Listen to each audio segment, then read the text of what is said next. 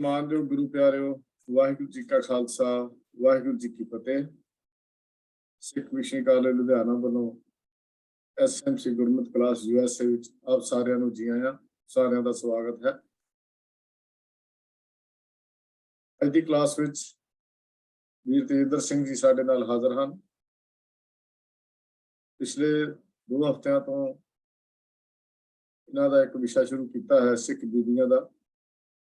ਕੱਲ ਤੇ ਅੱਜ ਉਸੇ ਵਿਸ਼ੇ ਨੂੰ ਅੱਗੇ ਅੱਜ ਵੀ ਤੋਰਨਗੇ। ਪਿਛਲੇ ਹਫ਼ਤੇ ਅਸੀਂ ਕਾਫੀ ਵਿਚਾਰਾਂ ਕੀਤੀਆਂ ਸਨ।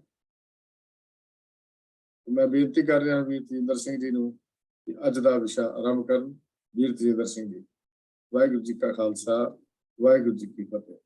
ਵਾਹਿਗੁਰੂ ਜੀ ਕੀ ਫਤਿਹ।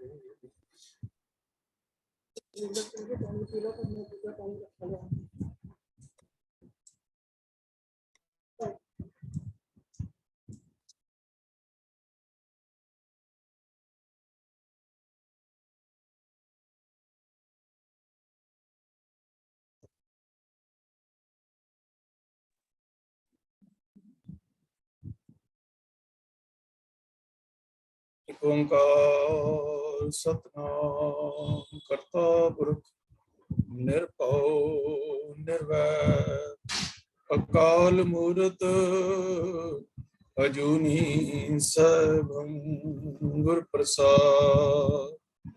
ਵਾਹਿਗੁਰੂ ਵਾਹਿਗੁਰੂ ਵਾਹਿਗੁਰੂ ਵਾਹਿਗੁਰੂ ਵਾਹਿਗੁਰੂ। ਵਾਹਿਗੁਰੂ ਜੀ ਕਾ ਖਾਲਸਾ, ਵਾਹਿਗੁਰੂ ਜੀ ਕੀ ਫਤਿਹ।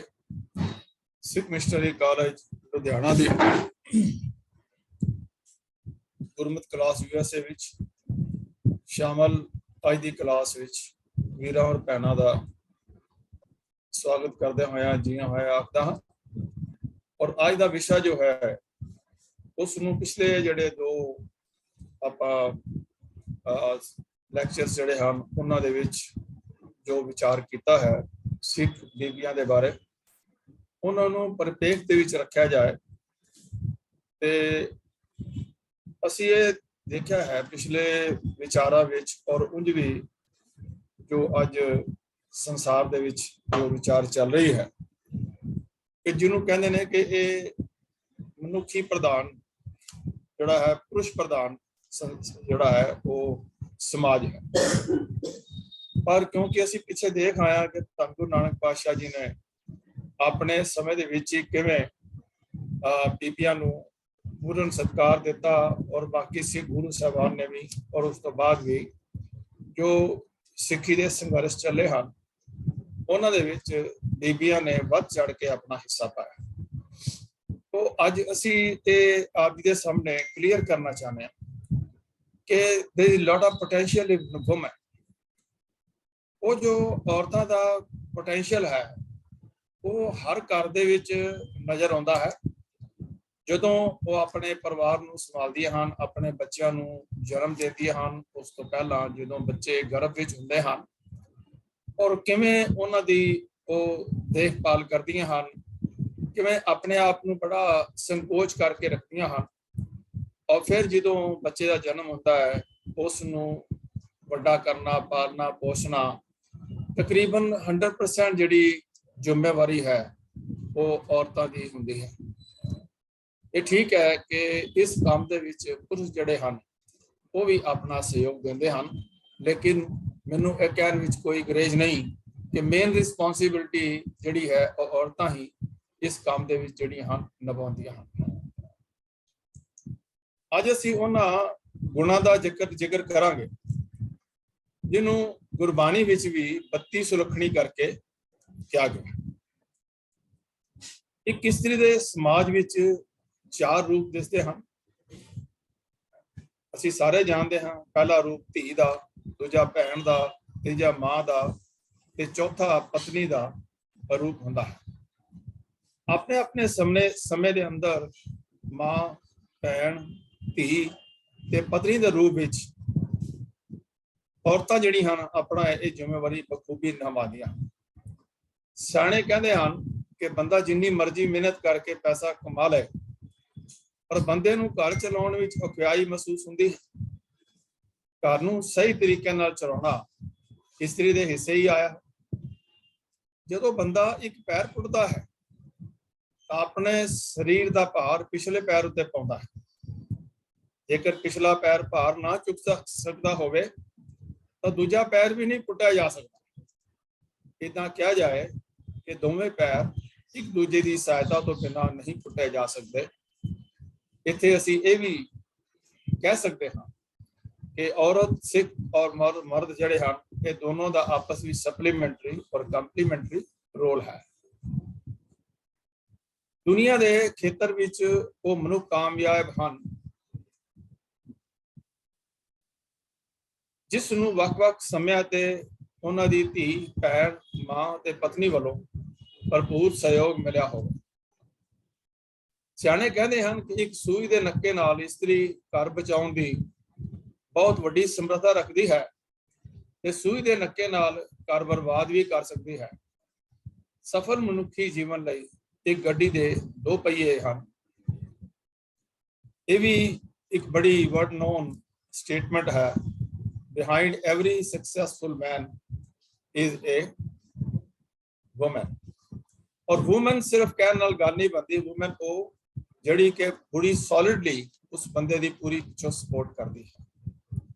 ਤੇ ਅੱਜ ਦੇ ਸਮੇਂ ਦੇ ਅੰਦਰ ਕਿ ਜਿਵੇਂ ਬਾਹਰ ਵਿਦੇਸ਼ਾਂ ਵਿੱਚ ਜਿਹੜੇ ਹਨ ਸਾਡੇ ਭੈਣ ਵੀਰ ਚਲੇ ਗਏ ਹਨ, ਕਈ ਪਰਿਵਾਰ ਚਲੇ ਗਏ ਹਨ, ਤੇ ਉਹ ਉੱਥੇ ਜਾ ਕਰਕੇ ਵੀ ਮੈਂ ਖੁਦ ਦੇਖਿਆ ਹੈ, ਆਸਟ੍ਰੇਲੀਆ ਵੀ ਜਾ ਕਰਕੇ, ਕਿ ਮਰਦ ਔਰ ਔਰਤ ਦੋਨੋਂ ਦੇ ਵਿੱਚ ਜਿਹੜਾ ਉਹਨਾਂ ਦਾ ਕਾਰਜ ਖੇਤਰ ਹੈ ਉਹ ਬੜਾ ਆਪਸ ਦੇ ਵਿੱਚ ਕਲੋਜ਼ ਹੋ ਗਿਆ।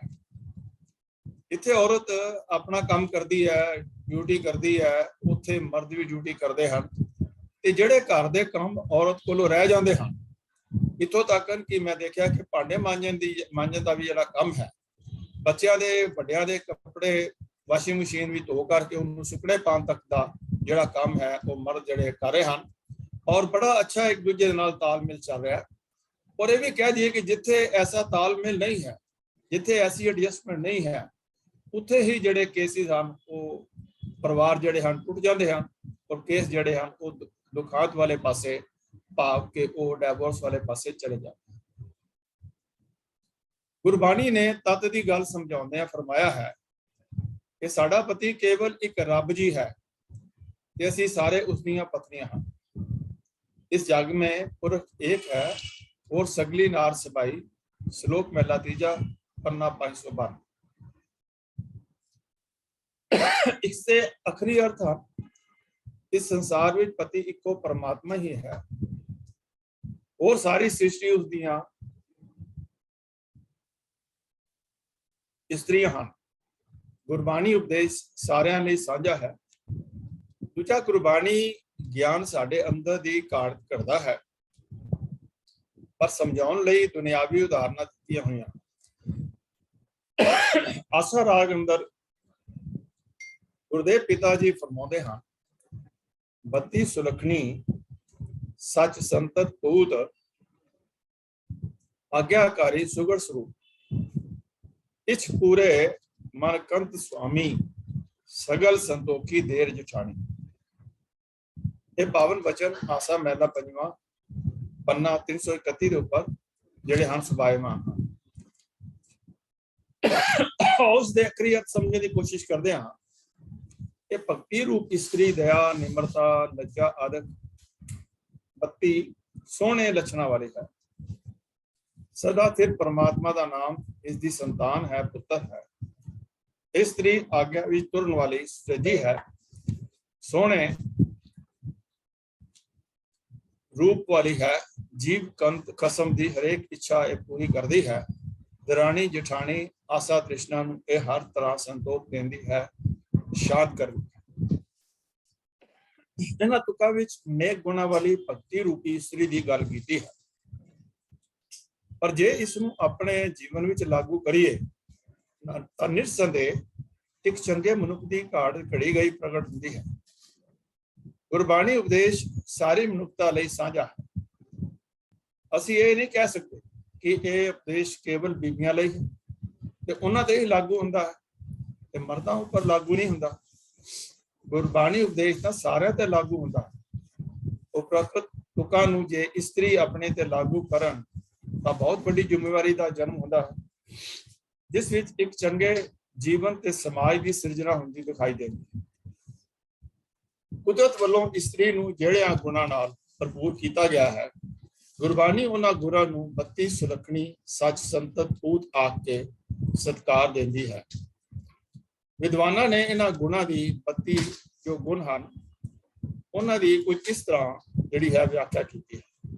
ਪਹਿਲਾ ਹੈ ਸੁੰਦਰਤਾ, ਦੂਸਰਾ ਹੈ ਸਵੱਛਤਾ, ਤੀਜਾ ਹੈ ਲੱਜਾ, ਚੌਥਾ ਹੈ ਚਤੁਰਾਈ, ਪੰਜਵਾਂ ਵਿਦਿਆ, ਛੇਵਾਂ ਪਤੀ ਭਗਤੀ, ਸੱਤਵੀਂ ਸੇਵਾ, ਅੱਠਵੀਂ ਦਇਆ, ਨੌਵਾਂ ਸਤ, 10 ਪ੍ਰਿਆ ਬਾਣੀ, 11ਵਾਂ ਪ੍ਰਸੰਨਤਾ, 12ਵਾਂ ਨਿਮਰਤਾ, 13ਵਾਂ ਨਿਸ਼ਕਪਟਤਾ, 14 ਮੁਕਤਾ, 15ਵਾਂ ਧੀਰਜ, ਸੰਜਮ, ਉਦਾਰਤਾ, ਧਰਮ ਨਿਆਂ, ਗੰਭੀਰਤਾ, ਉਦਮ, ਸੂਰਬੀਰਤਾ, ਰਾਗ, ਕਾਮਿਆ, ਚਿੱਤਰਕਾਰੀ, ਔਸ਼ਧ, ਰਸੋਈ, ਸਿਉਣ ਦੀ ਕਲਾ, ਬਣਾਉਣ ਦੀ ਕਲਾ, ਘਰ ਦੀਆਂ ਵਸਤੂਆਂ ਨੂੰ ਯਥਾ ਯੋਗ ਸ਼ਿੰਗਾਰਨਾ, ਬਜ਼ੁਰਗਾਂ ਦਾ ਮਾਣ, ਘਰ ਆਏ ਪ੍ਰਾਹੁਣਿਆਂ ਦਾ ਸਤਿਕਾਰ ਕਰਨਾ, ਸੰਤਾਨ ਦਾ ਪਾਲਣਾ, ਸ਼ੁਭ ਗੁਣਾਂ ਵਾਲੀ ਇਸਤਰੀ ਵਿੱਚ ਨਰੋਏ ਪਰਿਵਾਰ ਤੇ ਚੰਗੇ ਸਮਾਜ ਦੀ ਸਿਰਜਣਾ ਹੁੰਦੀ ਹੈ। ਪੰਜਾਬ ਦੇ ਅਮੀਰ ਸੱਭਿਆਚਾਰ ਅਨੁਸਾਰ ਲੜਕੀਆਂ ਨੂੰ ਵਿਆਹ ਤੋਂ ਪਹਿਲਾਂ ਇਕੱਠਿਆਂ ਰਹਿਣ ਦੀ ਆਗਿਆ ਨਹੀਂ ਹੁੰਦੀ।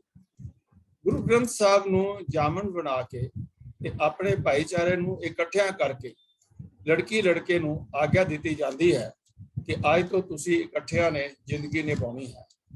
ਉਚੇਚੇ ਤੌਰ ਤੇ ਲੜਕੀ ਨੂੰ ਇਹ ਗੱਲ ਸਮਝਾਈ ਜਾਂਦੀ ਹੈ ਕਿ ਅੱਜ ਤੋਂ ਬਾਅਦ ਤੁਸੀਂ ਇੱਕ ਹੋ ਰਹਿਣਾ ਹੈ, ਜਿਹਾ ਕਿ ਸ਼ੇਖ ਫਰੀਦ ਸਾਹਿਬ ਜੀ ਆਪਣੀ ਬਾਣੀ ਵਿੱਚ ਫਰਮਾਉਂਦੇ ਹਨ। ਢੂੰਢੇ ਦੀ ਸੁਹਾਗ ਕੋ ਤਉ ਤਨ ਕਾਈ ਕੋਰ, ਜਿਨ੍ਹਾਂ ਨਾ ਸੁਹਾਗਣੀ ਤਿੰਨਾ ਝਾਕ ਨਾ ਹੋਰ। ਸ਼ਲੋਕ ਫਰੀਦ ਜੀ ਪੰਨਾ 1384। ਗੁਰੂ ਨਾਨਕ ਸਾਹਿਬ ਜੀ ਨੇ ਸੁਹਾਗਣ ਦਾ ਸਵਾਲ ਕਰਕੇ ਫਿਰ ਉਸ ਦਾ ਉੱਤਰ ਦੇਂਦਿਆਂ ਫਰਮਾਇਆ ਹੈ ਕਿ ਜਿਸ ਦੇ ਅੰਦਰ ਸੱਚ ਹੈ ਉਹ ਹੀ ਅਸਲ ਸੁਹਾਗਣ ਹੈ। ਨਾਨਕ ਸੁਹਾਗਣ का क्या चिन्ह है, अंदर सच मुख उजला खसमे माहे समाए। ਸ਼ਲੋਕ ਮਹਲਾ ਤੀਜਾ ਪੰਨਾ 785। ਇਹਦੇ ਅਖਰੀ ਅਰਥ ਹਨ ਕਿ हे ਨਾਨਕ, ਇਸ ਤੋਂ ਬਿਨਾਂ ਸੁਹਾਗ ਭਾਗ ਵਾਲੀ ਜੀਵ ਇਸਤਰੀ ਦਾ ਹੋਰ ਕੀ ਲੱਛਣ ਹੋ ਸਕਦਾ ਹੈ। ਉਸ ਦੇ ਅੰਦਰ ਸੱਚਾ ਨਾਮ ਹੋਵੇ, ਮੂੰਹ ਉੱਤੇ ਨਾਮ ਦੀ ਲਾਲੀ ਹੋਵੇ ਤੇ ਉਹ ਕਸਮ ਪ੍ਰਭੂ ਵਿੱਚ ਜੁੜੀ ਰਹੇ। ਦੁਖਾਂਤ ਕੀ ਹੈ? ਇਹ ਸਾਰੇ ਗੁਣ ਤਾਂ ਠੀਕ ਆ, ਜੋ ਗੁਰੂ ਸਾਹਿਬ ਨੇ ਬਖਸ਼ਿਸ਼ਾਂ ਕੀਤੀਆਂ ਉਹ ਠੀਕ ਹਨ, ਪਰ ਅੱਜ ਸਾਡੇ ਸਮਾਜ ਵਿੱਚ ਕਈ ਪ੍ਰਕਾਰ ਦੇ ਵਰਤਾਰੇ ਦੇਖਣ ਨੂੰ ਮਿਲਦੇ ਹਨ। ਇਸਤਰੀ ਤੋਂ ਪੁੱਤਰਾਂ ਦੀ ਭਾਲ ਕੀਤੀ ਜਾਂਦੀ ਹੈ, ਕੇਵਲ ਲੜਕਿਆਂ ਦੀ ਅਰਦਾਸਾਂ ਕੀਤੀਆਂ ਜਾਂਦੀਆਂ ਹਨ। ਗੁਰਬਾਣੀ ਸੂਝ ਦੀ ਘਾਟ ਵਾਲੇ ਪ੍ਰਚਾਰਕ ਅਕਸਰ ਇਹ ਗੱਲ ਆਖਦੇ ਹਨ ਕਿ ਕੇਵਲ ਪੁੱਤਰਾਂ ਨਾਲ ਹੀ ਸੰਸਾਰ ਤੇ ਸਾਂਝ ਕਾਇਮ ਹੋ ਰਹਿ ਸਕਦੀ ਹੈ ਤੇ ਇਹ ਤੁਕਾਂ ਬੋਲ ਜਾਂ ਕੀਰਤਨ ਰਾਹੀਂ ਸੁਣਾਈਆਂ ਜਾਂਦੀਆਂ ਹਨ। ਉੱਤੀ ਗੜ ਪਵੈ ਸੰਸਾਰ। ਇਹ ਬ੍ਰਾਹਮਣੀ ਸੋਚ ਦਾ ਪ੍ਰਗਟਾਵਾ ਕਰਦਿਆਂ ਕਿਹਾ ਜਾਂਦਾ ਹੈ ਕਿ ਮਾਪਿਆਂ ਦੀ ਗਤੀ ਪੁੱਤਰਾਂ ਨਾਲ ਹੀ ਹੋਣੀ। ਇਸ ਪ੍ਰਭਾਵ ਦੇ ਅਧੀਨ ਕਈ ਲੋਕ ਉਚੇਚੇ ਸਾਧਾਂ ਕੋਲੋਂ ਅਰਦਾਸਾਂ ਕਰਾਉਂਦੇ ਹਨ। ਮੈਂ ਬੇਨਤੀ ਕਰਾਂ ਕਿ ਇਸ ਵਿਚਾਰ ਦੇ ਵਿੱਚ ਸਿੱਖ ਧਰਮ ਦੇ ਅੰਦਰ ਕਾਫੀ ਜਿਹੜਾ ਹੈ ਉਹ ਰੈਵੋਲੂਸ਼ਨ ਆਇਆ ਹੈ। ਤੇ ਹੁਣ ਇਹ ਨਹੀਂ ਹੈ ਕਿ ਸਿਰਫ ਪੁੱਤਰ ਹੀ ਜਿਹੜੇ ਹਨ ਉਹ ਜਿਸ ਵੇਲੇ ਅੰਗੀਠੇ ਨੂੰ ਅੱਗ ਦੇਣੀ ਹੁੰਦੀ ਹੈ ਉਸ ਦੇ ਵਿੱਚ ਬੀਬੀਆਂ ਵੀ ਜਿਹੜੀਆਂ ਹਨ ਉਹ ਆਪਣਾ ਜਿਹੜਾ ਹੈ ਉਹ ਯੋਗਦਾਨ ਪਾ ਸਕਦੀਆਂ ਹਨ। ਉਹ ਕੇਵਲ ਪੁੱਤਰ ਹੀ ਨਹੀਂ, ਪੁੱਤਰ ਤੇ ਧੀਆਂ ਮਿਲ ਕਰਕੇ ਵੀ ਇਸ ਕੰਮ ਨੂੰ ਸੰਪੰਨ ਕਰ ਸਕਦੀਆਂ ਹਨ। ਔਰ ਸਿੱਖ ਮਿਸ਼ਨਰੀ ਕਾਰਜ ਨੇ ਪਿੱਛੇ ਜੇ ਜਦੋਂ ਸਾਡੇ ਪ੍ਰਿੰਸੀਪਲ ਸੁਰਿੰਦਰ ਸਿੰਘ ਜੀ ਅਨੰਦਪੁਰ ਸਾਹਿਬ ਵਾਲੇ ਚੜਾਈ ਕਰ ਗਏ ਤਾਂ ਉਹਨਾਂ ਦੇ ਪੁੱਤਰ ਔਰ ਧੀਆਂ ਨੇ ਮਿਲ ਕਰਕੇ ਜਿਹੜਾ ਹੈ ਉਹਨਾਂ ਦੀ ਦੇਹ ਨੂੰ ਅਗੜੀ ਦਿੱਤੀ। ਇਸ ਪ੍ਰਭਾਵ ਦੇ ਅਧੀਨ ਕਈ ਲੋਕ ਉਚੇਚੇ ਸਾਧਾਂ ਕੋਲੋਂ ਅਰਦਾਸਾਂ ਕਰਾਉਂਦੇ ਹਨ। ਜਿਸ ਦੇ ਘਰ ਕੇਵਲ ਲੜਕੀਆਂ ਹੁੰਦੀਆਂ ਹਨ ਉਹ ਵੀ ਅਰਦਾਸਾਂ ਕਰਾਉਂਦੀਆਂ ਹਨ ਕਿ ਬਾਬਾ ਜੀ ਸਾਡੇ ਘਰ ਹੁਣ ਲੜਕਾ ਪੈਦਾ ਹੋ ਜਾਏ। ਜਿਸ ਦੇ ਘਰ ਕੋਈ ਸੰਤਾਨ ਨਹੀਂ ਉਹ ਵੀ ਧਾਰਮਿਕ ਸ਼੍ਰੇਣੀ ਤੋਂ ਅਰਦਾਸਾਂ ਕਰਾਉਂਦੀ ਹੈ, ਸਾਡੇ ਘਰ ਕੋਈ ਹੁਣ ਸੰਤਾਨ ਪੈਦਾ ਹੋ ਜਾਏ। ਜਿਸ ਦੇ ਘਰ ਕਾਕਾ ਪੈਦਾ ਹੋਇਆ ਉਸ ਦੀ ਖੁਸ਼ੀ ਦੀ ਕੋਈ ਹੱਦ ਨਹੀਂ ਰਹਿੰਦੀ। ਅਤੇ ਉਹ ਫੁੱਲ ਕੇ ਅਰਦਾਸਾਂ ਕਰਾਉਂਦੀ ਹੈ। ਇੰਜ ਅਸੀਂ ਇਸਤਰੀਆਂ ਨਾਲ ਸ਼ਬਦਾਂ ਦੁਆਰਾ ਗੈਰ ਕੁਦਰਤੀ ਵਰਤਾਰਾ ਕਰਕੇ ਮਾਨਸਿਕ ਤਸੀਹੇ ਦੇ ਰਹੇ ਹੁੰਦੇ ਹਨ। ਆਓ ਦੇਖੀਏ ਕਿ ਪੁੱਤੀ ਗੰਢ ਪਵੈ ਸੰਸਾਰ ਦਾ ਕੀ ਉਪਦੇਸ਼ ਮਿਲਦਾ ਹੈ। ਕਹਿਆ ਕੰਚਨ ਟੁੱਟੈ ਸਾਰ, ਅਗਨੀ ਗੰਢ ਪਾਏ ਲੋਹਾਰ, ਗੋਰੀ ਸੇਤੀ ਟੁੱਟੈ ਪਤਾਰ, ਪੁੱਤੀ ਗੰਢ ਪਵੈ ਸੰਸਾਰ। ਇਸ ਸ਼ਬਦ ਨੂੰ ਧਿਆਨ ਵਿੱਚ ਲਿਆਉਂਦਿਆਂ ਬਹੁਤ ਬਰੀਕੀ ਖੁੱਲ ਕੇ ਸਾਡੇ ਸਾਹਮਣੇ ਆਉਂਦੀ ਹੈ। ਲੋਹਾਰ ਸ਼ਬਦ ਸਾਂਝੇ ਅਰਥਾਂ ਵਿੱਚ ਆਇਆ ਹੈ। ਪੁੱਤੀ ਸ਼ਬਦ ਵੀ ਸਾਂਝੇ ਅਰਥਾਂ ਵਿੱਚ ਲਿਆ ਗਿਆ ਹੈ। ਆਮ ਕਰਕੇ ਜਿੱਥੇ ਕਿਤੇ ਪੁੱਤਰ ਦੀ ਦਾਤ ਪ੍ਰਾਪਤ ਹੋਈ ਹੋਵੇ ਤਾਂ ਘਰਦਿਆਂ ਨੇ ਸ੍ਰੀ ਅਖੰਡ ਸਾਹਿਬ ਰਖਾਇਆ ਹੋਵੇ, ਉੱਥੇ ਅਕਸਰ ਇਹ ਕਿਹਾ ਜਾਂਦਾ ਹੈ ਕਿ ਜੀ ਪਰਮਾਤਮਾ ਨੇ ਇਸ ਘਰ ਦੀ ਵੇਲ ਵਧਾ ਦਿੱਤੀ ਹੈ, ਪੁੱਤਰਾਂ ਨਾਲ ਹੀ ਸੰਸਾਰ ਵਿੱਚ ਗੰਢ ਪੈਂਦੀ ਹੈ ਜੀ। ਸ਼ਬਦ ਸਵਾਰਨਹਾਰ, ਸ਼ਬਦ ਜੀਵਨ ਦੀ ਉਸਾਰੀ ਕਰਦਾ ਹੈ, ਸ਼ਬਦ ਸੋਝੀ ਬਖਸ਼ਦਾ ਹੈ। ਤਾਂ ਹੀ ਅਜਿਹਾ ਮਹਿਸੂਸ ਹੁੰਦਾ ਹੈ ਕਿ ਲੋਹਾਰ ਤੇ ਪੁੱਤੀ ਸ਼ਬਦ ਸਾਂਝੇ ਅਰਥਾਂ ਵਿੱਚ ਵਰਤਿਆ ਗਿਆ। ਲੋਹਾਰ ਦਾ ਅਰਥ ਕਾਰੀਗਰ ਤੇ ਪੁੱਤੀ ਸੰਤਾਨ ਵਾਸਤੇ ਆਇਆ। ਲੋਹੇ ਨੂੰ ਗੱਢਣ ਵਾਲੇ ਦਾ ਨਾਂ ਲੋਹਾਰ, ਸੋਨੇ ਨੂੰ ਜੋੜਨ ਵਾਲੇ ਦਾ ਨਾਂ ਸੁਨਿਆਰ ਅਤੇ ਕਹਿਣ ਨੂੰ ਜੋੜਨ ਵਾਲੇ ਦਾ ਨਾਂ ਠਠਿਆਰ ਆਇਆ। ਪੁੱਤੀ ਦਾ ਅਰਥ ਸੰਤਾਨ ਭਾਵ ਪੁੱਤਰਾਂ ਨਾਲ ਜੇ ਸੰਸਾਰ ਵਿੱਚ ਸਾਂਝ ਪੈਂਦੀ ਹੈ ਤਾਂ ਧੀਆਂ ਨਾਲ ਵੀ ਸਾਂਝ ਹੋ ਸਕਦੀ ਹੈ। ਇੱਥੇ ਤਾਂ ਗੱਲ ਜੋੜਨ ਦੀ ਕੀਤੀ ਗਈ ਹੈ। ਕਾਰੀਗਰ ਦੁਆਰਾ ਧਾਤਾਂ ਜੁੜ ਸਕਦੀਆਂ ਹਨ ਤੇ ਸੰਤਾਨ ਰਾਹੀਂ ਪਤੀ ਪਤਨੀ ਦਾ ਗੁੱਸਾ ਦੂਰ ਹੋ ਜਾਂਦਾ ਹੈ। ਆਪਸ ਵਿੱਚ ਫਿਰ ਗੰਢ ਪੈ ਜਾਂਦੀ ਹੈ। ਅਣਜਾਣੇ ਵਿੱਚ ਅਸੀਂ ਸ਼ਬਦ ਦੇ ਅਰਥ ਹੋਰ ਦੇ ਹੋਰ ਹੀ ਕਰ ਜਾਂਦੇ ਹਾਂ, ਜਿਸ ਕਰਕੇ ਪੁੱਤਰਾਂ ਦਾ ਮਹੱਤਵ ਵੱਧ ਜਾਂਦਾ ਹੈ ਤੇ ਧੀ ਦਾ ਮਹੱਤਵ ਘੱਟ ਨਜ਼ਰ ਆਉਂਦਾ ਹੈ। ਅਸੀਂ ਤੇ ਸ਼ਬਦ ਰਾਹੀਂ ਆਪਣੇ ਆਪ ਨੂੰ ਸਵਾਰਨ ਦਾ ਯਤਨ ਕਰਨਾ ਹੈ। ਕਹਿਆ ਕੰਚਨ ਟੁੱਟੈ ਸਾਰ, ਅਗਨੀ ਗੰਢ ਪਾਏ ਲੋਹਾਰ, ਗੋਰੀ ਸੇਤੀ ਟੁੱਟੈ ਪਤਾਰ, ਪੁੱਤੀ ਗੰਢ ਪਵੈ ਸੰਸਾਰ। ਇਸ ਸ਼ਲੋਕ ਦੀ ਵਿਚਾਰ ਤੋਂ ਇਹ ਗੱਲ ਸਮਝ ਆਉਂਦੀ ਹੈ ਕਿ ਇਹ ਸ਼ਲੋਕ ਪੁੱਤਰਾਂ ਨਾਲ ਪਰਿਵਾਰ ਵਧਾਉਣ ਦੀ ਗੱਲ ਨਹੀਂ ਕੀਤੀ, ਇਹ ਤੇ ਸਗੋਂ ਪਰਿਵਾਰਕ ਝਗੜੇ ਨਿਬੇੜਦਾ ਹੈ। ਪਰ ਅਸੀਂ ਗੁਰਬਾਣੀ ਤੋਂ ਟੁੱਟੇ ਹੋਏ ਆਪਣੇ ਸਮਾਜ ਵਿੱਚ ਮਰਦ ਦੀ ਵਡਿਆਈ ਅਤੇ ਬੱਤੀ ਸੁਲੱਖਣ ਵਾਲੀ ਇਸਤਰੀ ਨੂੰ ਕੇਵਲ ਮਨ ਪਰਚਾਵੇ ਤੀਕ ਸੀਮਤ ਕਰਕੇ ਰੱਖ ਦਿੱਤਾ ਹੈ। ਕੋਈ ਸੜਕਾਂ ਤੇ ਅੱਗ ਤੁਰੀ ਜਾਂਦੀ ਹੈ, ਕਹੀ ਜਾਂਦਾ ਹੈ, ਕੋਈ ਸ਼ਰਾਬ ਦੀ ਬੋਤਲ, ਕੋਈ ਮਾਂ-ਬਾਪ ਦੀ ਇੱਜ਼ਤ ਨੂੰ ਰੋਲਣ ਲਈ ਘਰੋਂ ਭੱਜਣ ਦੀ ਸਲਾਹ ਦੇ ਰਿਹਾ ਹੈ। ਅੱਜ ਦੇ ਗਾਇਕਾਂ ਨੇ ਮਾਂ, ਭੈਣ, ਧੀ ਤੇ ਪਤਨੀ ਦੇ ਰਿਸ਼ਤਿਆਂ ਨੂੰ ਵੀ ਨਹੀਂ ਬਖਸ਼ਿਆ। ਦੂਜੇ ਪਾਸੇ ਬੱਤੀ ਸੁਲੱਖਣੀ ਨੂੰ ਗੁਰੂ ਨਾਨਕ ਸਾਹਿਬ ਜੀ ਸਮਝਾਉਂਦੇ ਹਨ ਕਿ ਜੇ ਸਮਾਜ ਵਿੱਚ ਇਸਤਰੀਆਂ ਚੰਚਲਤਾ ਦਾ ਪ੍ਰਗਟਾਵਾ ਕਰਨਗੀਆਂ ਤਾਂ ਪੁਰਸ਼ ਸ਼ਿਕਾਰੀ ਵਾਲੀ ਬਿਰਤੀ ਦੇ ਧਾਰਨੀ ਹੋਣਗੇ। ਰੰਨਾਂ ਹੋਈਆਂ ਬਹੁਤੀਆਂ ਪੁਰਸ਼ ਹੋਏ ਸਯਾਦ, ਪੰਨਾ 1243 ਸ੍ਰੀ ਗੁਰੂ ਗ੍ਰੰਥ ਸਾਹਿਬ। ਮੁਕਤੀ ਗੱਲ ਹੈ ਕਿ ਬੱਤੀ ਸੁਲੱਖਣ ਵਾਲੇ ਗੁਣ ਧਾਰਨ ਕਰਕੇ ਇੱਕ ਇਸਤਰੀ ਨਰੋਏ ਸਮਾਜ ਦੀ ਉਸਾਰੀ ਲਈ ਬਹੁਤ ਵੱਡਾ ਯੋਗਦਾਨ ਪਾ ਸਕਦਾ ਹੈ। ਇਹ ਵਿਚਾਰ ਜਿਹੜੇ ਹਨ ਸਿੱਖ ਬੀਬੀਆਂ ਲਈ ਔਰ ਮਰਦਾਂ ਲਈ ਇੱਕੋ ਜਿਹੇ ਹਨ ਕਿ ਉਹਨਾਂ ਨੇ ਵੀ ਸਿੱਖ ਧਰਮ ਦੀ ਜਿਹੜੀ ਪ੍ਰੋਗਰੈਸ ਹੈ ਉਹਦੇ ਵਿੱਚ ਆਪਣੀ ਪੂਰੀ ਜਿਹੜੀ ਹੈ ਉਹ ਯੋਗਦਾਨ ਪਾਉਣਾ ਹੈ। ਅਸੀਂ ਇਹ ਵੀ ਅੱਜ ਵਿਚਾਰ ਕਰਨੀ ਹੈ ਕਿ ਸਿੱਖ ਧਰਮ ਦੇ ਵਿੱਚ ਸਿੱਖ ਇਸਤਰੀਆਂ ਨੂੰ ਬਰਾਬਰ ਦਾ ਹੱਕ ਹਾਸਲ ਹੈ ਜਾਂ ਸਾਨੂੰ ਕੁਝ ਕਰਨ ਦੀ ਲੋੜ ਹੈ, ਕਿਉਂਕਿ ਇਹ ਬੜਾ ਸੈਂਸਿਟਿਵ ਇਸ਼ੂ ਹੈ ਔਰ ਬੜਾ ਇੰਪੋਰਟੈਂਟ ਇਸ਼ੂ ਹੈ। ਆਓ ਅਸੀਂ ਇਸ ਗੱਲ ਨੂੰ ਵਿਚਾਰੀਏ ਕਿ ਇਸਤਰੀ ਜਾਤੀ ਨੂੰ ਸਾਰੇ ਹੀ ਧਰਮ ਮਤਾਂ ਵੱਲੋਂ ਨੀਵਾਂ ਦਰਜਾ ਦਿੱਤਾ ਹੈ। ਇਸਤਰੀ ਨਾਲ ਤਾਂ ਇੱਥੋਂ ਤੱਕ ਦੇ ਕਹੇ ਜਾਂਦੇ ਧਾਰਮਿਕ ਰਹਿਬਰਾਂ ਨੇ ਵੀ ਘੱਟ ਨਹੀਂ ਗੁਜ਼ਾਰੀ। ਮਹਾਭਾਰਤ ਦੇ ਨਾਇਕਾਂ ਨੇ ਆਪਣੀ ਪਤਨੀ ਦ੍ਰੋਪਦੀ ਨੂੰ ਆਪਣੀ ਵਸਤੂ ਸਮਝ ਕੇ ਜੂਏ ਵਿੱਚ ਹੀ ਹਾਰ ਦਿੱਤਾ ਸੀ। ਕਹੇ ਜਾਂਦੇ ਸ੍ਰੀ ਰਾਮਚੰਦਰ ਅਵਤਾਰ ਨੇ ਆਪਣੀ ਘਰਵਾਲੀ ਸੀਤਾ ਨੂੰ ਆਪਣੇ ਘਰੋਂ ਹੀ ਕੱਢ ਦਿੱਤਾ ਸੀ। ਤੁਲਸੀ ਜੀ ਰਾਮਾਇਣ ਵੀ ਲਿਖਦੇ ਹਨ ਕਿ ਢੋਰ, ਸ਼ੂਦਰ, ਪਸ਼ੂ ਔਰ ਨਾਰੀ ਚਾਰੋਂ ਤਾੜਨ ਕੇ ਅਧਿਕਾਰੀ। ਕਿਸੇ ਨੇ ਇਸਤਰੀ ਨੂੰ ਪੈਰ ਦੀ ਜੁੱਤੀ ਕਿਹਾ ਤੇ ਕਿਸੇ ਨੇ ਨਰਕ ਦਾ ਦਰਵਾਜ਼ਾ। ਬੇਸ਼ੱਕ ਸਾਡੇ ਹਿੰਦੂ ਸਮਾਜ ਵਿੱਚ ਦੇਵੀਆਂ ਦੀ ਪੂਜਾ ਵੀ ਕੀਤੀ ਜਾਂਦੀ ਹੈ, ਪਰ ਸਭ ਤੋਂ ਵੱਧ ਇਸਤਰੀ ਦਾ ਸ਼ੋਸ਼ਣ ਵੀ ਸਨਾਤਨ ਸਮਾਜ ਵਿੱਚ ਹੀ ਹੋਇਆ ਹੈ। ਮੁਸਲਿਮ ਸਮਾਜ ਵਿੱਚ ਵੀ ਔਰਤਾਂ ਨੂੰ ਬਰਾਬਰਤਾ ਦਾ ਹੱਕ ਹਾਸਲ ਨਹੀਂ ਹੈ। ਕਹੇ ਜਾਂਦੇ ਵੱਖਰੋ ਵੱਖਰੇ ਧਰਮ ਜਾਂ ਮਤ ਇਸਤਰੀ ਨੂੰ ਕੀ ਸਤਿਕਾਰ ਜਾਂ ਕਿੰਨੀ ਕੁ ਬਰਾਬਰਤਾ ਦਿੰਦੇ ਹਨ।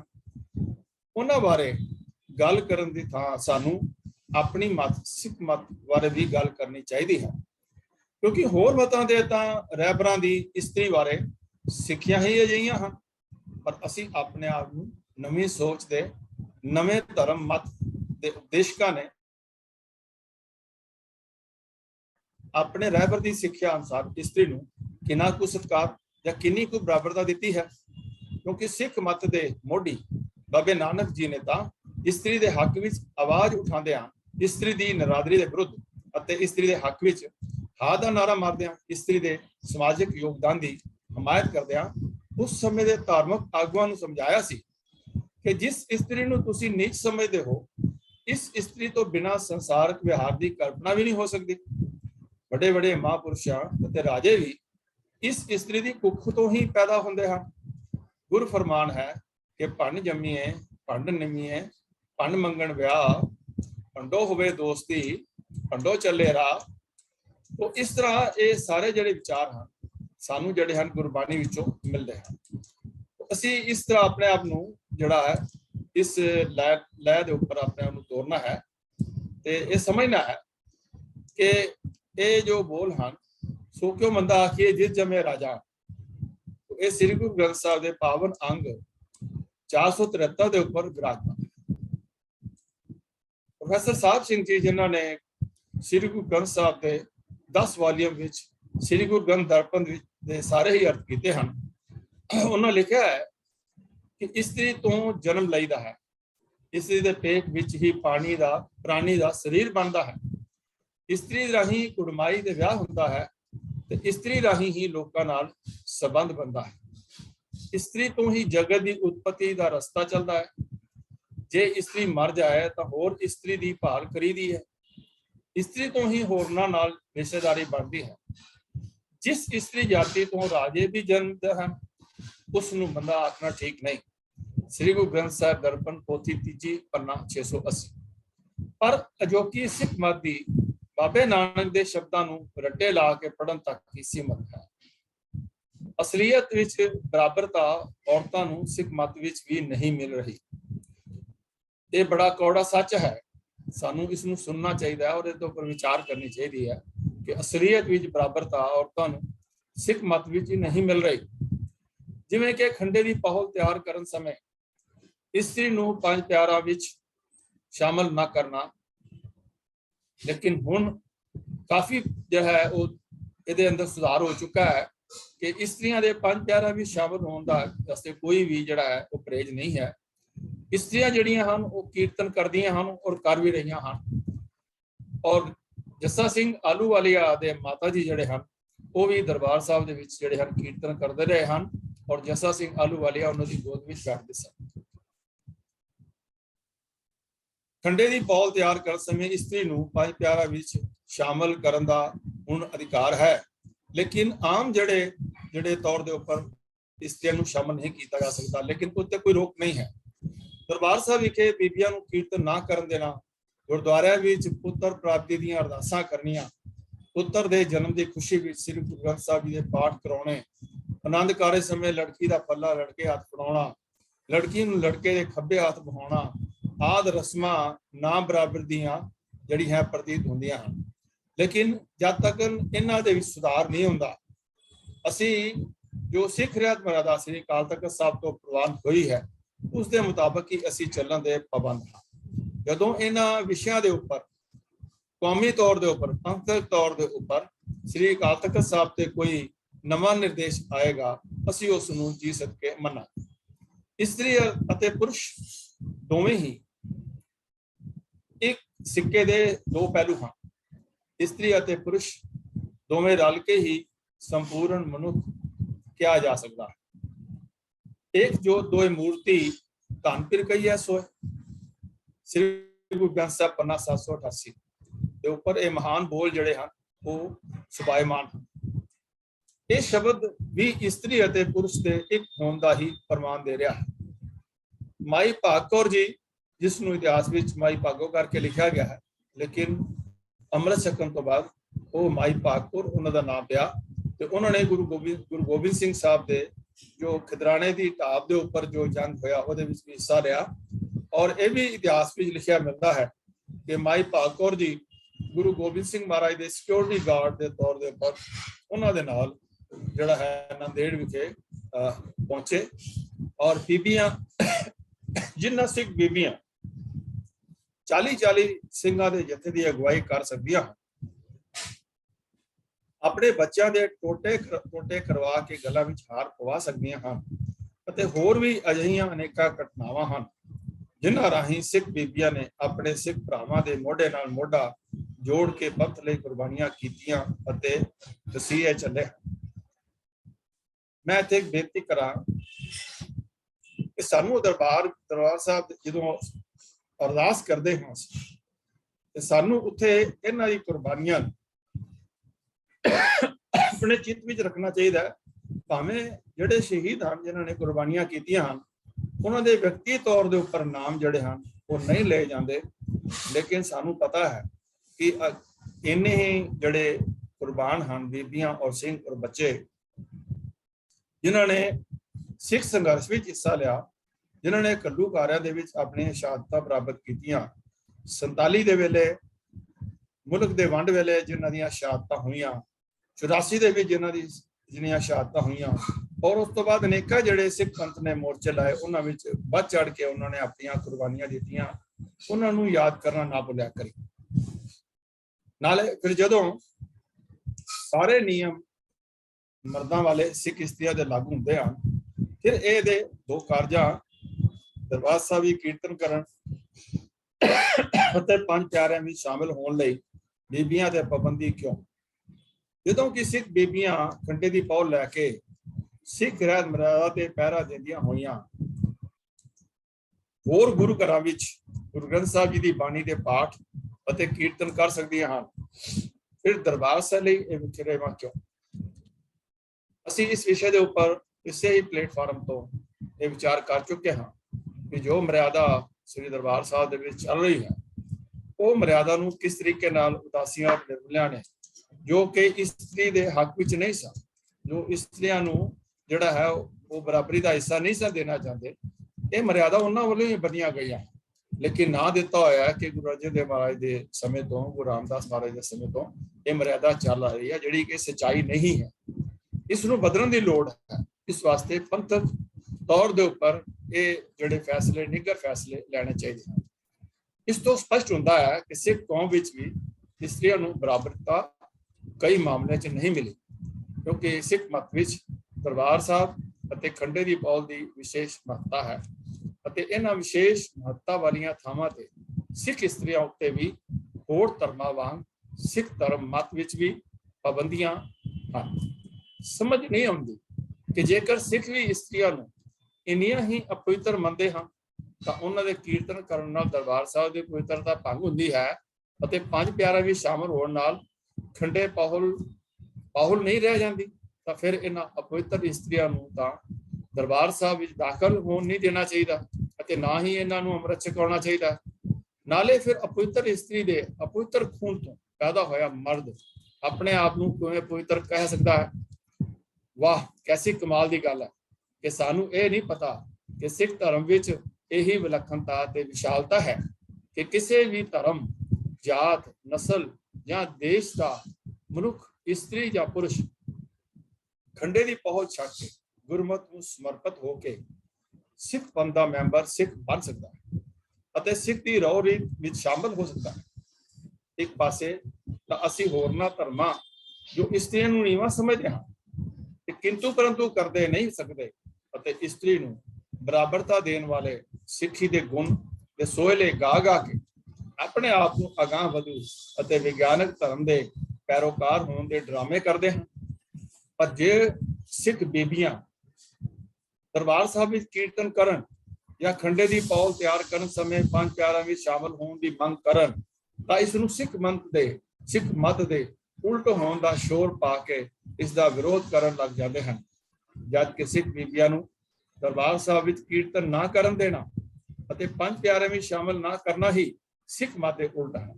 ਅਸਲ ਗੱਲ ਇਹ ਹੈ ਕਿ ਅਜੋਕਾ ਸਿੱਖ ਪੰਥ, ਮੈਂ ਇੱਥੇ ਇੱਕ ਬੇਨਤੀ ਕਰਦੇ ਹਾਂ, ਦਾਸ ਨੇ ਵੀ ਰੋਣੀ ਦੇ ਅੰਦਰ ਉੱਥੇ ਜੋ ਸਿੰਘ ਸਭਾ ਦੇ ਵਿੱਚ ਸੇਵਾ ਦਾ ਮੌਕਾ ਮਿਲਿਆ ਸੀ, ਉੱਥੇ ਅਸੀਂ ਅੰਮ੍ਰਿਤ ਸੰਚਾਰ ਕੀਤੇ, ਤਾਂ ਉਹਦੇ ਵਿੱਚ 2 ਸਿੱਖ ਬੀਬੀਆਂ ਨੂੰ ਜੋ ਅੰਮ੍ਰਿਤਧਾਰੀ ਬੀਬੀਆਂ ਸਨ ਉਹਨਾਂ ਨੂੰ ਪੰਜ ਪਿਆਰਿਆਂ ਵਿੱਚ ਸ਼ਾਮਲ ਕੀਤਾ ਤੇ ਦਾਸ ਦਾ ਉਸ ਵੇਲੇ ਵਿਰੋਧ ਹੋਇਆ ਕਿ ਇਹ ਤੁਸੀਂ ਨਵੀਂ ਰੀਤ ਚਲਾ ਸਕਦੀ ਹੈ। ਸਾਡੇ ਕੁਝ ਜਿਹੜੇ ਖਾਸ ਮਿੱਤਰ ਸਨ, ਜਿਹੜੇ ਕਿ ਵਿਵੇਕੀ ਆਪਣੇ ਆਪ ਨੂੰ ਪਾਉਂਦੇ ਸਨ, ਉਹਨਾਂ ਨੇ ਥੋੜਾ ਜਿਹਾ ਮੇਲ ਜੋਲ ਵੀ ਦਾਸ ਨਾਲ ਕੱਟ ਕਰ ਦਿੱਤਾ, ਲੇਕਿਨ ਅਸੀਂ ਦ੍ਰਿੜ ਰਹੇ ਤੇ ਉੱਥੇ ਹੋਰ ਵੀ ਅੰਮ੍ਰਿਤ ਸੰਚਾਰ ਕੀਤੇ, ਜਿਹਦੇ ਸਿੱਖ ਬੀਬੀਆਂ ਨੂੰ ਜਿਹੜਾ ਹੈ ਉਹਦੇ ਪੰਜ ਪਿਆਰੇ ਵਿੱਚ ਸ਼ਾਮਲ ਕੀਤਾ ਗਿਆ। ਰਿਜ਼ਲਟ ਇਹ ਹੋਇਆ ਕਿ ਬਹੁਤ ਸਾਰੀਆਂ ਬੀਬੀਆਂ ਜਿਹੜੀਆਂ ਉਹ ਗੁਰਦੁਆਰੇ ਦੇ ਵਿੱਚ ਸੇਵਾ ਵਿੱਚ ਜੁੜੀਆਂ ਔਰ ਕੀਰਤਨ ਦੇ ਵਿੱਚ, ਔਰ ਉਹਨਾਂ ਨੇ ਬੱਚਿਆਂ ਦੇ ਪ੍ਰਚਾਰਕ ਜਥੇ ਵੀ ਬੱਚਿਆਂ ਨੂੰ ਕੀਰਤਨ ਸਿਖਾਉਣ ਦਾ, ਉਹਨਾਂ ਨੇ ਹੋਰ ਪਾਰਟਿਸਿਪੇਸ਼ਨ ਜਿਹੜੇ ਐਕਟੀਵਿਟੀਜ਼ ਹਨ ਉਹਨਾਂ ਦਾ ਆਰੰਭ ਉਹਨਾਂ ਬੀਬੀਆਂ ਨੇ ਕੀਤਾ।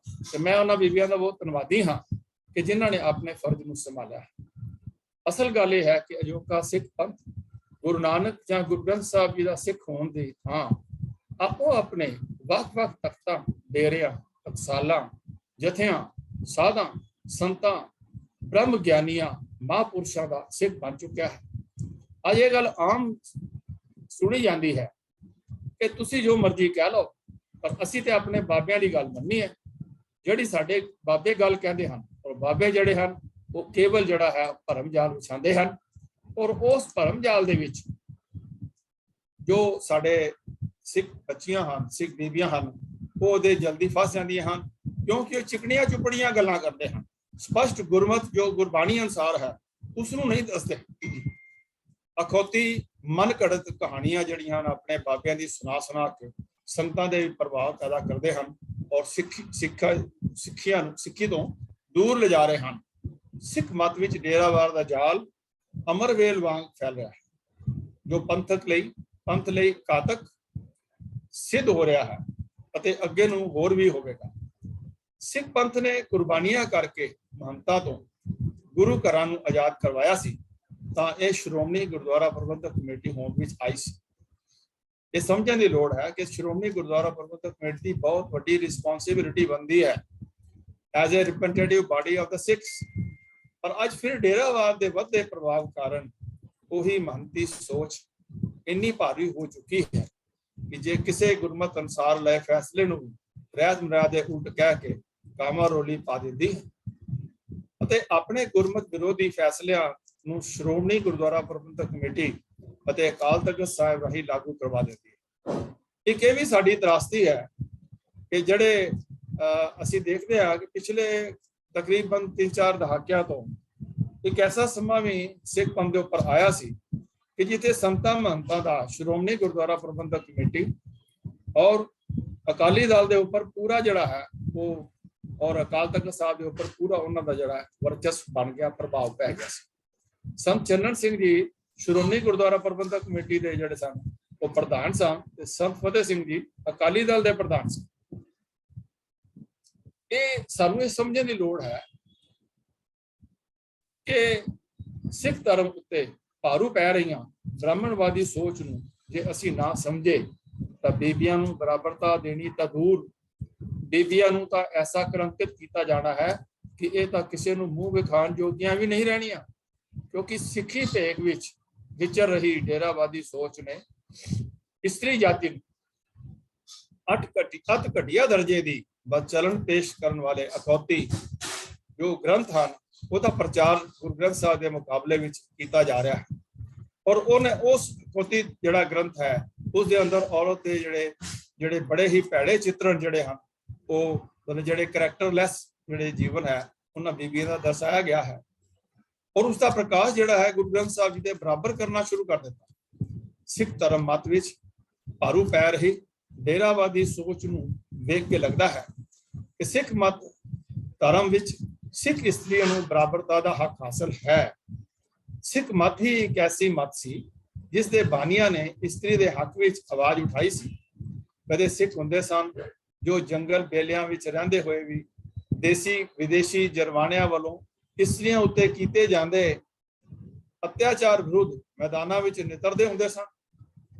ਜੱਸਾ ਸਿੰਘ ਆਹਲੂਵਾਲੀਆ, ਜੱਸਾ ਸਿੰਘ ਰਾਮਗੜੀਆ, ਸਰ ਬਘੇਲ ਸਿੰਘ, ਇਹਨਾਂ ਦੇ ਜਿਹੜੇ ਜੀਵਨ ਹਨ, ਜਿਨ੍ਹਾਂ ਨੇ ਅਹਿਮਦ ਸ਼ਾਹ ਅਬਦਾਲੀ ਨੂੰ ਜਾਂਦਿਆਂ ਹੋਇਆ ਉਸ ਦੇ ਕੋਲੋਂ ਜਿਹੜੀ ਹੈ ਔਰਤ ਬੱਚੀਆਂ ਔਰ ਨੌਜਵਾਨ ਬੱਚੇ ਜਿਹੜੇ ਲੈ ਕੇ ਔਰ ਥੋੜਾ ਥੋੜ ਧਨ ਸਬਾਬ ਸੀ ਉਹ ਲੈ ਕਰਕੇ ਪਾਰ ਕਰ ਰਿਹਾ ਸੀ ਦਰਿਆ, ਉੱਥੇ ਉਸ ਨੂੰ ਉੱਥੇ ਰੋਕ ਕਰਕੇ ਔਰ ਉਹਨਾਂ ਬੀਬੀਆਂ ਨੂੰ ਛੁਡਵਾਇਆ ਔਰ ਛੁਡਵਾ ਕੇ ਸਤਿਕਾਰ ਸਹਿਤ ਉਹਨਾਂ ਨੂੰ ਘਰੋਂ ਘਰੀ ਪਹੁੰਚਾ ਕੇ ਆਉਂਦੇ ਸਨ। ਔਰ ਇਤਿਹਾਸ ਵਿੱਚ ਇਹ ਵੀ ਗੱਲ ਆ ਜਾਂਦੀ ਹੈ ਕਿ ਇੱਕ ਬੀਬੀ ਨੂੰ ਮਹਾਰਾਸ਼ਟਰ ਵਰਗੀ ਦੂਰ ਜਿਹੜੀ ਸਟੇਟ ਹੈ ਉੱਥੇ ਪਹੁੰਚਾਉਣ ਗਏ ਤਾਂ ਉੱਥੋਂ ਦੇ ਜਿਹੜੇ ਉਸਦੇ ਜਿਹੜੇ ਇਲਾਜ ਸਨ ਉਹ ਕਹਿਣ ਲੱਗੇ ਕਿ ਇਹ ਤਾਂ ਅਪਵਿੱਤਰ ਹੋ ਗਈ ਹੈ ਤੇ ਇਹ ਹੁਣ ਅਸੀਂ ਆਪਣੇ ਘਰ 'ਚ ਨਹੀਂ ਰੱਖਣੀ। ਖਾਲਸੇ ਨੇ ਉਸ ਵੇਲੇ ਤੇਗ ਲਹਿਰਾ ਕੇ ਕਿਹਾ ਕਿ ਇਹ ਹੁਣ ਸਾਡੀ ਬੱਚੀ ਹੈ ਤੇ ਇਹਨੂੰ ਅਸੀਂ ਆਪਣੇ ਤੁਹਾਡੇ ਘਰ ਵਸਾ ਕੇ ਜਾਣਾ ਹੈ, ਇਹ ਸਾਡੀ ਜ਼ਿੰਮੇਵਾਰੀ ਹੈ। ਤੇ ਜਦੋਂ ਉਹਨਾਂ ਨੇ ਖਾਲਸੇ ਦਾ ਜਿਹੜਾ ਪ੍ਰਚੰਡ ਰੂਪ ਦੇਖਿਆ ਤਾਂ ਉਹਨਾਂ ਨੇ ਉਸ ਬੱਚੀ ਨੂੰ ਆਪਣੇ ਘਰ ਵਿੱਚ ਵਸਾਇਆ। ਪਰ ਅਜੋਕੇ ਸਿੱਖਾਂ ਜੋ ਇਸਤਰੀ ਨੂੰ ਅਤ ਘਟੀਆ ਚਰਿੱਤਰ ਵਿੱਚ ਪੇਸ਼ ਕਰਨ ਵਾਲੀ ਅਸ਼ਲੀਲ ਕਵਿਤਾ, ਜਿਵੇਂ ਮੈਂ ਗੱਲ ਕੀਤੀ ਹੈ ਕਿ ਅਖੌਤੀ ਗ੍ਰੰਥ ਜੋ ਹੈ ਨੂੰ ਗੁਰੂ ਗ੍ਰੰਥ ਸਾਹਿਬ ਜੀ ਦੇ ਬਰਾਬਰ ਰੱਖ ਕੇ ਸੋਕੇ ਮੰਦਾ ਆਖੀਏ, ਜਿਸ ਜਮੇ ਰਾਜਾਨ ਦਾ ਹੋਕਾ ਦੇਣ ਵਾਲੇ ਬਾਬੇ ਨਾਨਕ ਜੀ ਦਾ ਮੂੰਹ ਚੜਾ ਰਹੇ ਹਨ। ਤਾਂ ਹੁਣ ਇਸਤਰੀਆਂ ਨੂੰ ਬਰਾਬਰਤਾ ਮਿਲਣ ਦੀ ਆਸ ਰੱਖਣੀ ਕਿੱਥੋਂ ਤੱਕ ਜਿਹੜੀ ਹੈ ਉਹ ਤਰਕ ਸੰਗਤ ਹੈ, ਇਹ ਸੋਚਣਾ ਪਏਗਾ। ਕਿਉਂਕਿ ਇਸ ਅਖੌਤੀ ਗ੍ਰੰਥ ਵਿੱਚ ਇਸਤਰੀਆਂ ਦੀ ਇੰਨੀ ਤੋਹੀਨ ਕੀਤੀ ਗਈ ਹੈ ਕਿ ਜੋ ਲੋਕ ਇਸ ਨੂੰ ਪੜ੍ਹ ਕੇ ਸੱਚ ਮੰਨ ਲੈਣਗੇ ਉਹ ਇਸਤਰੀ ਉੱਪਰ ਵਿਸ਼ਵਾਸ ਨਹੀਂ ਕਰਨਗੇ।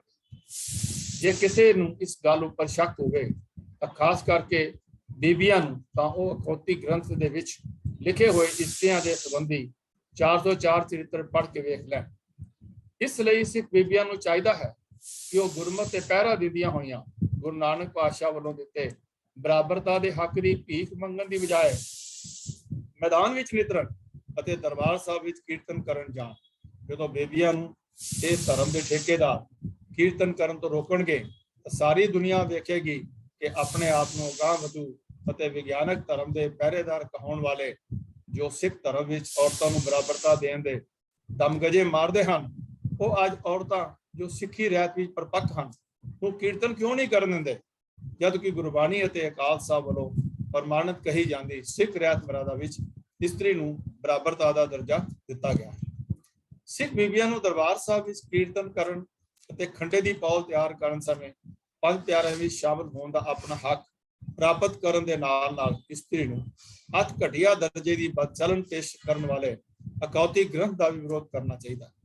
ਸਿੱਖ ਬੀਬੀਆਂ RSS ਦੇ ਗੁਲਾਮਾਂ, ਡੇਰੇਦਾਰਾਂ, ਸ਼੍ਰੋਮਣੀ ਗੁਰਦੁਆਰਾ ਪ੍ਰਬੰਧਕ ਕਮੇਟੀ ਅਤੇ ਅਖੌਤੀ ਤਖਤ ਦੇ ਜਥੇਦਾਰ ਨੂੰ ਇਹ ਸਵਾਲ ਕਰਨ ਕਿ ਅਕਾਲ ਤਖਤ ਸਾਹਿਬ ਦੀ ਪ੍ਰਮਾਣਿਕਤਾ ਦੀ ਦੁਹਾਈ ਪਾਉਣ ਵਾਲਿਓ, ਧਰਮ ਦੇ ਠੇਕੇਦਾਰ ਅਕਾਲ ਤਖਤ ਵੱਲੋਂ ਪ੍ਰਮਾਣਿਤ ਸਿੱਖ ਮਰਿਆਦਾ ਵਿੱਚ ਇਸਤਰੀ ਨੂੰ ਦਿੱਤਾ ਬਰਾਬਰਤਾ ਦਾ ਹੱਕ ਕਿਉਂ ਨਹੀਂ ਦੇ ਰਹੇ? ਇਸ ਦੇ ਕੀ ਕਾਰਨ ਹੈ? ਅਤੇ ਇਸੇ ਸਿੱਖ ਮਰਿਆਦਾ ਦੇ ਉਲਟ ਇਸਤਰੀ ਦੀ ਬੇਇੱਜ਼ਤੀ ਕਰਨ ਵਾਲੇ ਅਖੌਤੀ ਗ੍ਰੰਥ ਨੂੰ ਸੋ ਕਿਉਂ ਮੰਦਾ ਆਖੀਏ, ਜਿਸ ਜਮੇ ਰਾਜਾਨ ਦਾ ਹੋਕਾ ਦੇਣ ਵਾਲੇ ਗ੍ਰੰਥ ਸਾਹਿਬ ਗੁਰੂ ਗ੍ਰੰਥ ਸਾਹਿਬ ਜੀ ਦੇ ਬਰਾਬਰ ਕਿਉਂ ਪ੍ਰਕਾਸ਼ ਕਰ ਰਹੇ? ਸਿੱਖ ਕੌਮ ਨੂੰ ਜਾਗਣ ਦੀ ਲੋੜ ਹੈ। ਨਹੀਂ, ਇਹ RSS ਨੂੰ ਵਿਕੇ ਹੋਏ ਧਰਮ ਦੇ ਠੇਕੇਦਾਰ ਨਾਨਕ ਸਾਹਿਬ ਕੈਲੰਡਰ ਵਾਂਗ ਸਿੱਖ ਰਹਿਤ ਮਰਿਆਦਾ ਵਿੱਚ ਇਸਤਰੀਆਂ ਨੂੰ ਬਰਾਬਰਤਾ ਦੇਣ ਅਤੇ ਅਖੌਤੀ ਦਸਮ ਗ੍ਰੰਥ ਨੂੰ ਪ੍ਰਕਾਸ਼ ਨਾ ਕਰਨ ਵਾਲੀਆਂ ਮਦਾਂ ਦਾ ਵੀ ਭੋਗ ਪਾ ਦੇਣਗੇ। ਤਾਂ ਆਪ ਅੱਜ ਅਸੀਂ ਦੇਖਿਆ ਕਿ ਕਿਵੇਂ ਔਰਤ ਜਿਹੜੀ ਹੈ ਉਹ ਸਰਬਗੁਣ ਸੰਪੰਨ ਹੈ, ਬੱਤੀ ਸੁਲੱਖਣੀ ਹੈ, ਉਹਦੇ ਅੰਦਰ ਸਿੱਖ ਮਤ ਵਿੱਚ ਆਪਣੇ ਪਰਿਵਾਰਾਂ ਦੀ, ਬੱਚਿਆਂ ਦੀ ਸੰਭਾਲ ਜਿਹੜੀ ਹੈ ਉਹ ਉਹਦੇ ਵਾਸਤੇ ਪੂਰੀ ਤਰ੍ਹਾਂ ਸક્ષਮ ਹੈ। ਫਿਰ ਜਦੋਂ ਸક્ષਮ ਹੈ ਤੇ ਫਿਰ ਉਸ ਨੂੰ ਬਰਾਬਰਤਾ ਦਾ ਹੱਕ ਜਿਹੜਾ ਉਹ ਮਿਲਣਾ ਬਹੁਤ ਜ਼ਰੂਰੀ ਹੈ। ਤੇ ਇਸ ਹੱਕ ਨੂੰ ਪ੍ਰਾਪਤ ਕਰਨ ਵਾਸਤੇ ਔਰਤਾਂ ਨੂੰ ਜਿਹੜੀ ਹੈ ਜਿਵੇਂ ਕਾਲ ਕੀਤਾ ਗਿਆ ਹੈ ਕਿ ਉਹ ਅੱਗੇ ਵਧਣ ਔਰ ਅੱਗੇ ਵੱਧ ਕਰਕੇ ਉਹ ਆਪਣੇ ਹੱਕਾਂ ਨੂੰ ਲੈਣ। ਤਾਂ ਇਸ ਵਾਸਤੇ ਵੀ ਸਿੱਖ ਆਰਗੇਨਾਈਜੇਸ਼ਨ ਜਿਹੜੀਆਂ ਹਨ ਔਰ ਸਿੱਖ ਜਿਹੜੇ ਮਰਦ ਹਨ, ਜਿਹੜੇ ਪ੍ਰਚਾਰਕ ਹਨ ਔਰ ਜਿਹੜੇ ਚੰਗੀ ਸੋਚ ਰੱਖਣ ਵਾਲੇ ਹਨ, ਉਹਨਾਂ ਨੂੰ ਉਹਨਾਂ ਦਾ ਪੂਰਾ ਜਿਹੜਾ ਹੈ ਉਹ ਸਾਥ ਦੇਣਾ ਚਾਹੀਦਾ ਹੈ। ਉਹ ਵੱਧ ਚੜ ਕੇ ਉਹਨਾਂ ਦੇ ਹੱਕ ਦਿਵਾਉਣ ਦੇ ਵਿੱਚ ਜਿਹੜੀ ਹੈ ਉਹਨਾਂ ਨੂੰ ਪੂਰਾ ਵਾਹ ਲਾਉਣੀ ਚਾਹੀਦੀ ਹੈ। ਤੋ ਅੱਜ ਦੀ ਵਿਚਾਰ ਨੂੰ ਇੱਥੇ ਹੀ ਜਿਹੜੀ ਹੈ ਉਹ ਵਿਸਰਾਮ ਦਿੰਦੇ ਹਾਂ। ਤੋ ਵਿਚਾਰ ਕਰਦੇ ਹਾਂ, ਅਨੇਕਾਂ ਪ੍ਰਕਾਰ ਦੀਆਂ ਭੁੱਲਾਂ ਹੋ ਗਈਆਂ ਹੋਣਗੀਆਂ, ਅਣਜਾਣ ਬੱਚਾ ਸਮਝ ਕੇ ਖਿਮਾ ਕਰਨਾ। ਤੇ ਆਓ ਗੱਜ ਕੇ ਫਤਿਹ ਬੁਲਾਣੇ ਆ ਜੀ। ਵਾਹਿਗੁਰੂ ਜੀ ਕਾ ਖਾਲਸਾ, ਵਾਹਿਗੁਰੂ ਜੀ ਕੀ ਫਤਿਹ।